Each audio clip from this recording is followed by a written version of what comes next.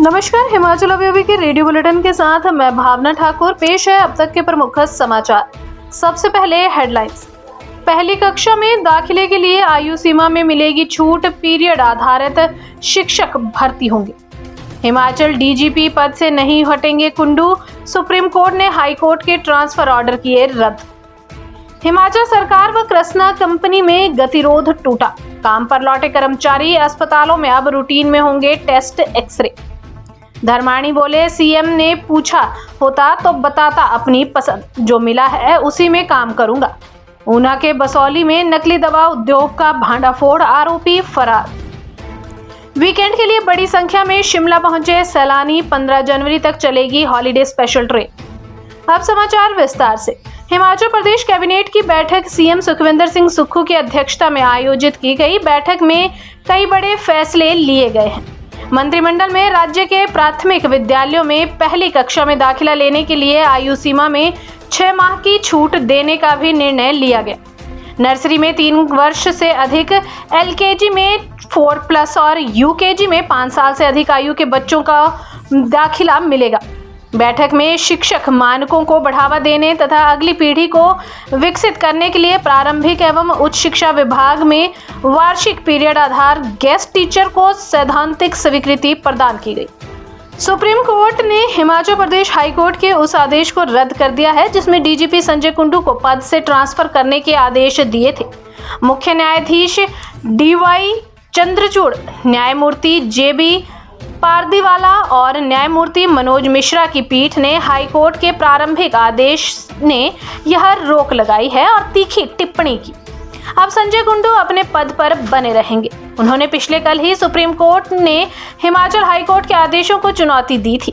दरअसल हिमाचल हाईकोर्ट ने 26 दिसंबर को डीजीपी संजय कुंडू को निशांत केस की निष्पक्ष जांच के लिए पद से हटाने के आदेश दिए थे। इसके बाद कुंडू सुप्रीम कोर्ट गए। हिमाचल प्रदेश के सरकारी अस्पतालों में फ्री टेस्ट और एक्सरे को अनुबंधित कृष्णा कंपनी काम पर लौट आई है। सरकार और कृष्णा प्रबंधन के बीच 3 दिन चली वार्ता के बाद यह गतिरोध टूटा है। इसके बाद कंपनी ने शुक्रवार से सभी मेडिकल कॉलेज, अस्पतालों और पीएचसी में टेस्ट व एक्सरे लेने शुरू कर दिए हैं। दरअसल कृष्णा कंपनी प्रबंधन का दावा है कि सरकार के पास 40 करोड़ रुपए से ज्यादा की पेमेंट बकाया है। सरकार से बार बार आग्रह करने के बावजूद इसका भुगतान नहीं किया जा रहा, इसलिए कृष्णा लैब प्रबंधन ने सभी अस्पतालों में बुधवार से काम रोक दिया था। शेष समाचार ब्रेक के बाद। आपके स्वास्थ्य का प्रहरी, श्री बालाजी हॉस्पिटल, कांगड़ा, हिमाचल। हिमाचल प्रदेश सरकार में तकनीकी शिक्षा मंत्री राजेश धर्माणी शुक्रवार को शिमला में कहा कि मंत्रियों का विभाग बांटना सीएम का विशेषाधिकार होता है। सीएम ने उनसे उनके पसंदीदा विभाग को लेकर कोई बात नहीं की थी। यदि उन्होंने पूछा होता तो वह इस बारे में बताते। धर्माणी ने कहा कि अब उन्हें जो विभाग मिला है वह उसी में काम करेंगे। हिमाचल प्रदेश की राजनीति में इन दिनों राजेश धर्माणी को मनपसंद विभाग ना दिए जाने की चर्चा जोरों पर है। धर्माणी ने कहा कि यह युवाओं को स्वरोजगार की दिशा में प्रशिक्षित करने की दिशा में काम करेंगे। ऊना के बसौली गांव में एक व्यक्ति की ओर से नकली दवा तैयार करने व बिक्री करने के मामले का खुलासा हुआ है। आरोपी काफी लंबे समय से यह काला धंधा कर रहा था और उससे लाखों की कमाई की।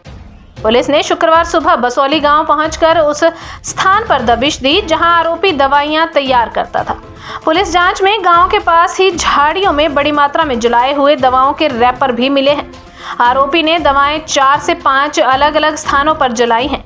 इसके अलावा मशहूर दवा कंपनियों के नाम से छपे रैपर के रोल भी बरामद किए गए हैं। वीकेंड के लिए सैलानी बड़ी संख्या में शिमला का रुख कर रहे हैं। विश्व धरोहर कालका शिमला रेल मार्ग पर ट्रेनें पैक होकर शिमला पहुंच रही हैं। हालांकि मैदानी क्षेत्रों में कोहरे के चलते ट्रेनें देरी से शिमला पहुंच रही हैं। शुक्रवार को 12:30 बजे पहुंचने वाली विस्ताडोम ट्रेन 1:30 बजे शिमला स्टेशन में पहुंची। इसमें बड़ी संख्या में सैलानी शिमला पहुंचे। इसके साथ ही हॉलीडे स्पेशल ट्रेन भी पैक चल रही है। रेलवे प्रबंधन की ओर से 15 जनवरी तक हॉलीडे स्पेशल ट्रेन चलाई जाएगी। शिमला से वापसी में 16 जनवरी को यह ट्रेन रवाना होगी। इसके बाद इसका संचालन बंद कर दिया जाएगा। इसी के साथ समाचार समाप्त हुए। नमस्कार।